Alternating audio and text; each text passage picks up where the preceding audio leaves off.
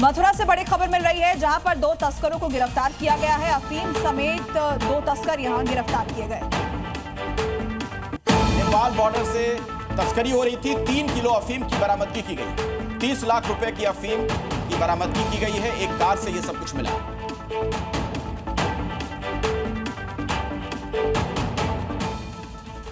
Shahjahanpur police ने सड़क पर खुलेआम तमंचे लहराने वालों का पुख्ता इलाज कर दिया है। पुलिस ने 4 बदमाशों को गिरफ्तार कर जेल भेज दिया।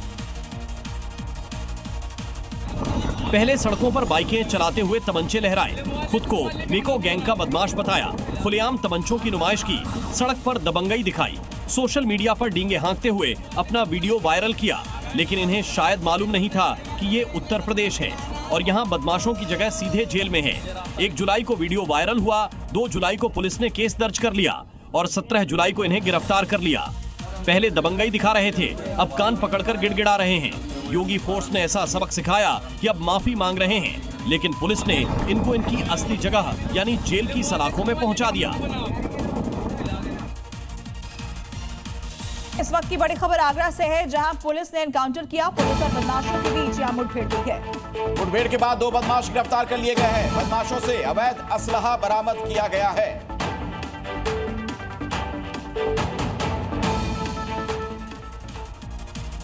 हापुड़ पुलिस कांवड़ियों की सुरक्षा के साथ साथ सेवा भी कर रही है। हापुड़ पुलिस कांवड़ियों के जख्मों पर मरहम लगा रही है और कांवड़ियों को पानी भी पिला रही है।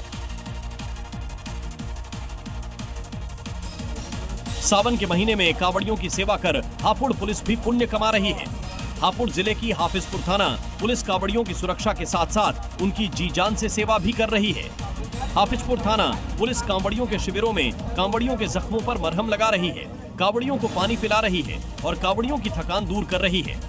आगरा हापुड़ हाईवे पर दिन रात पुलिस की टीम कांवड़ियों की सेवा में जुटी हुई है, जहां प्राथमिक उपचार के साथ साथ कांवड़ियों को दवाइयां भी दी जा रही हैं। पिलखुआ के सीओ और थाना प्रभारी भी इन शिविरों में मौजूद रहकर व्यवस्था का निरीक्षण कर रहे हैं। ये खबर नोएडा से है, जहां पुलिस और बदमाशों के बीच में मुठभेड़ की सूचना मिल रही है। ठगी के बदमाश से नोएडा में मुठभेड़ हुई। मुठभेड़ के बाद इस बदमाश को गिरफ्तार कर लिया गया। बताया जा रहा है कि बदमाश ने बुजुर्ग महिला से ठगी की थी। बुजुर्ग महिला से 3 करोड़ 29 लाख रुपए इसने ठग लिए थे।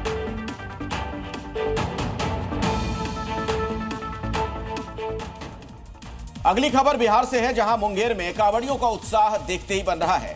कोलकाता से आए कांवड़ियों का एक जत्था 108 किलो विशाल हनुमान का कांवड़ लेकर बाबा बैद्यनाथ रवाना हुआ है। सावन के महीने में बाबा बैजनाथ धाम में भगवान शिव को जल चढ़ाना बेहद ही अहम माना जाता है। बिहार के मुंगेर में श्रावणी मेला कच्ची कांवरिया पथ पर महादेव के भक्तों में अजीब श्रद्धा और उत्साह देखने को मिल रहा है। मुंगेर की कच्ची कांवड़िया पथ पर कोलकाता से आए 30 कांवड़ियों का एक जत्था 108 किलो के विशाल हनुमान का कांवड़ लेकर बाबा बैजनाथ रवाना हुआ है। ये कांवड़िये पिछले कई साल से हर सावन बाबा बैजनाथ धाम कांवड़ लेकर पैदल जाते हैं।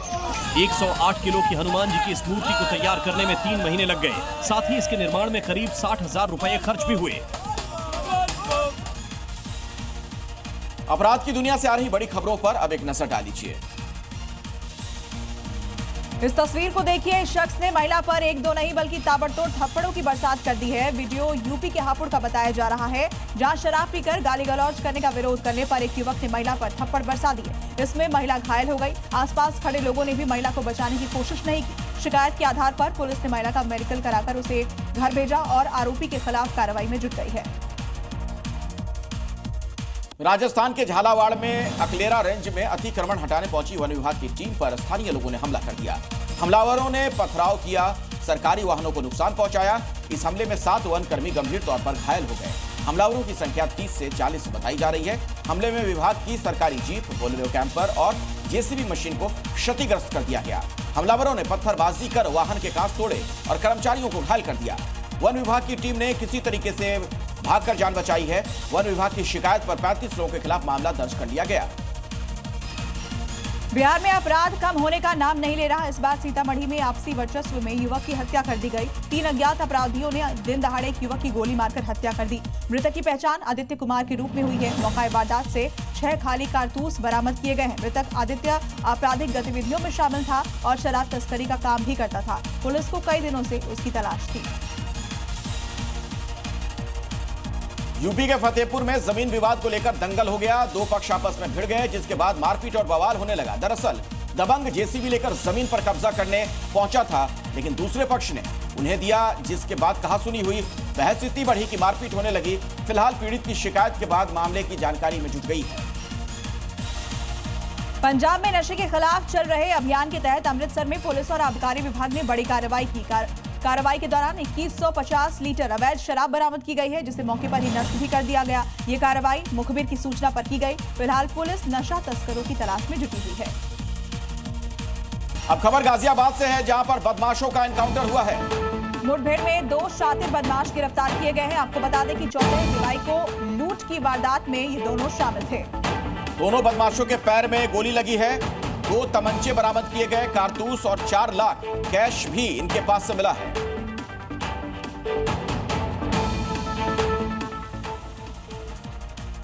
वाराणसी दौरे पर पहुंचे मुख्यमंत्री योगी आदित्यनाथ ने बाढ़ग्रस्त इलाकों का दौरा किया। इस दौरान उन्होंने बाढ़ पीड़ितों से मुलाकात की और बच्चों को चॉकलेट भी उन्होंने बांटी। रिपोर्ट देखिए। सीएम योगी ने विद्या विहार मॉडल स्कूल में बनाए गए राहत शिविर में रह रहे लोगों से उनका हालचाल जाना और हर संभव मदद का भरोसा दिलाया।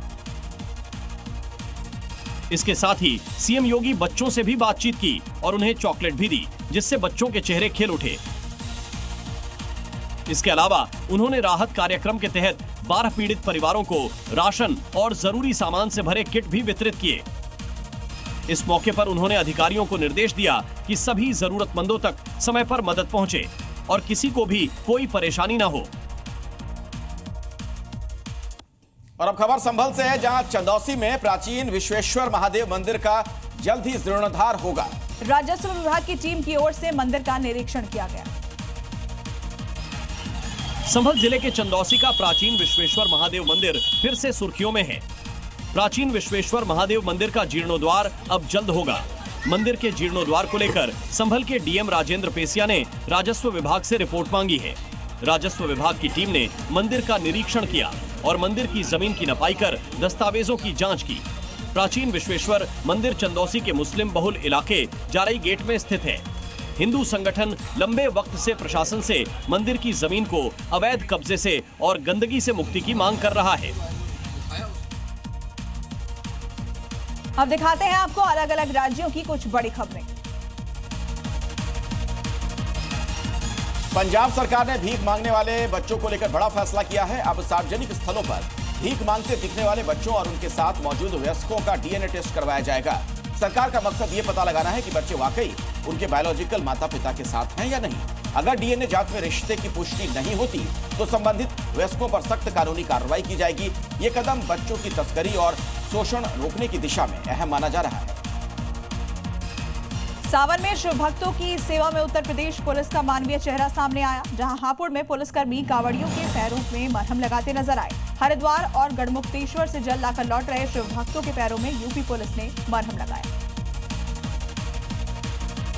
झारखंड के धनबाद में हत्या आरोपी को 9 महीने बाद कोर्ट ने जमानत मिलने के बाद समर्थकों ने जोरदार स्वागत किया।